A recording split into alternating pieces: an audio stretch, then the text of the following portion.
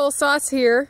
Hey guys, Nicole Sauce here twice. Anyway, I never know when my phone's going to start. Anyway, this is the next edition of Quarantined in the Holler. I want you to see what we got going on here. Look at that. Look at that view. That is my red roof, and that is base camp's roof. And I'm up on a ridge, having gone on a hike. Isn't it beautiful up here? It's so quiet. No news. No stress. The dog's super happy. That's Cece.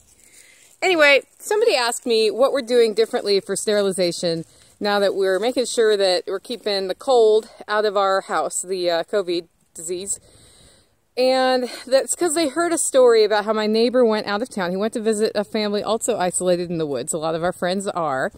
Came back, and I wouldn't let him in the house until he went home, changed clothes, took a shower, and came back over having sterilized himself. Now, here's the deal. I'm not worried that he got infected from these people, but he had been out and about in the world, and that's not necessarily an unusual request for me. Over Christmas, this same neighbor got sick, and I didn't let him in my house.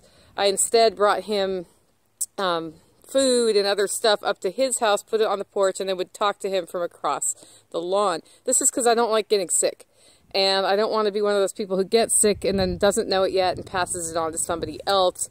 And I'm also prone to pneumonia when I get sick, so I'm pretty careful anyway. So as far as extra sterilization methods, the one thing we've done is none of us are going to the store right now. So we're just not getting exposed out in the community just in case, because who wants to have that horrible thing, right? And the other thing is at home, the one extra thing I'm doing is I have a spray bottle with alcohol, rubbing alcohol, and I use that and wipe surfaces down. I'm not using paper towels. I have cut up undershirts that I can bleach in the washer later, but other than that, it's pretty much the same. The big issue is at the door. We don't want stuff coming in, and then if somebody does get sick, we have discussed where the quarantine room would be and how that would work out, because with this particular illness, if it takes a turn, probably not going to make my neighbor just stay up in his house by himself, because somebody needs to be there to take you into the ER. Other than that, it's pretty much business as usual here. I'm roasting coffee. I'm really thankful for all the orders, you guys. So thank you so much for ordering coffee from me. I will keep you stocked and roasted as much as I can and put little glovies on so that you don't pass my yuck on to you. And that's been the one thing keeping us going. I'm really thankful for that. Anyway, let me know what else you want to know about what it's like to be quarantined in the holler.